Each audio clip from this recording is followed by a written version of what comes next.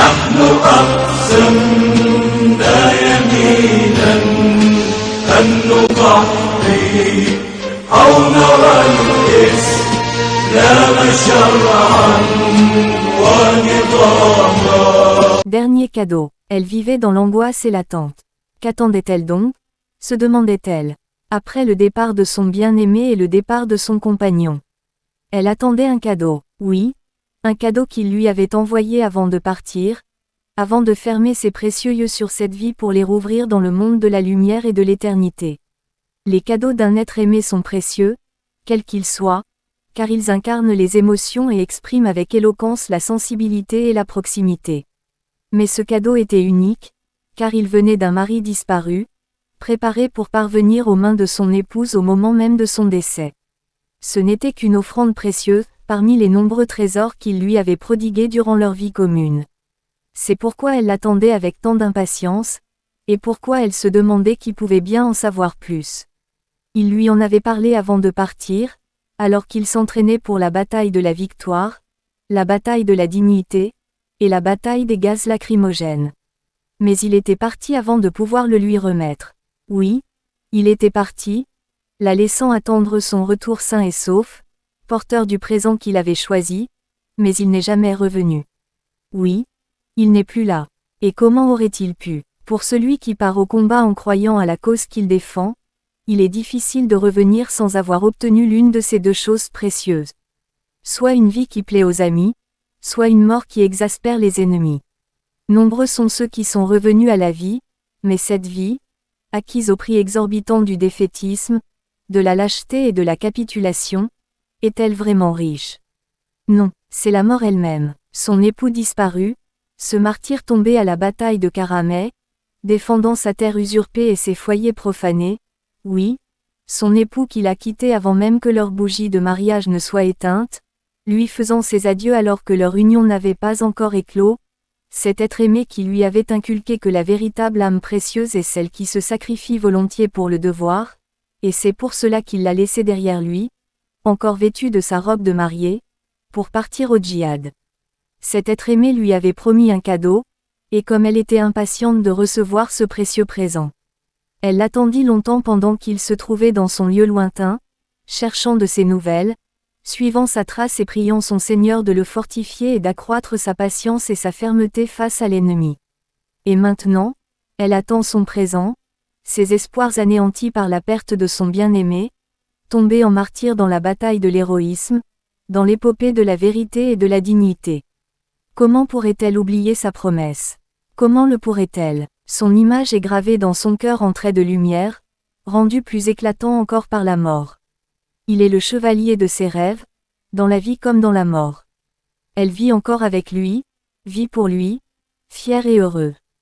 En sa mémoire, elle a alors le droit d'attendre ce cadeau et de l'anticiper avec impatience et désir. Puis, peu de temps après, le cadeau arriva enfin. Peu de temps en jours, mais une éternité en émotions et en événements, oui, le cadeau était arrivé, et elle le contempla, encore dans la main qui le lui avait apporté de si loin. Elle le contempla comme elle l'avait contemplé des mois auparavant, lorsqu'elle l'avait aperçu pour la première fois, telle une apparition angélique rayonnante de lumière. Et ses pensées revinrent à ces instants où elle avait vu en lui l'espoir d'une vie conjugale heureuse, et où, si la timidité ne l'avait retenue, elle aurait failli crier « Il est l'espoir de ma vie, le prince charmant que j'attendais. » Oui, il était et il est toujours le prince charmant de ses rêves, l'espoir de sa vie, même s'il est parti et ne reviendra pas. Parce qu'il était parti pour elle, pour chaque épouse bafouée, pour chaque enfant malheureux, pour chaque jeune homme perdu. Oui, il était parti pour rendre à chacune d'elles sa dignité et sa patrie volée, cette patrie sacrée et bien-aimée devenue la proie des intrus, des agents et des colonisateurs. N'avait-elle pas le droit de continuer à vivre avec lui et pour lui comme avant? Sa main s'étendit pour recevoir le présent, tout son être vibrant de joie et de chagrin. Elle l'ouvrit et le contempla avec nostalgie, y trouvant un baume semblable à celui qu'il avait si souvent utilisé pour apaiser les blessures de son cœur. Quel était ce présent? Se demanda-t-elle. C'était une plaque verte sur laquelle était inscrit ce verset en lettres de relief. En sa mémoire, Elle a alors le droit d'attendre ce cadeau et de l'anticiper avec impatience et désir. Puis, peu de temps après, le cadeau arriva enfin. Peu de temps en jours, mais une éternité en émotions et en événements. Oui, le cadeau était arrivé, et elle le contempla, encore dans la main qui le lui avait apporté de si loin. Elle le contempla comme elle l'avait contemplé des mois auparavant, lorsqu'elle l'avait aperçu pour la première fois, telle une apparition angélique rayonnante de lumière.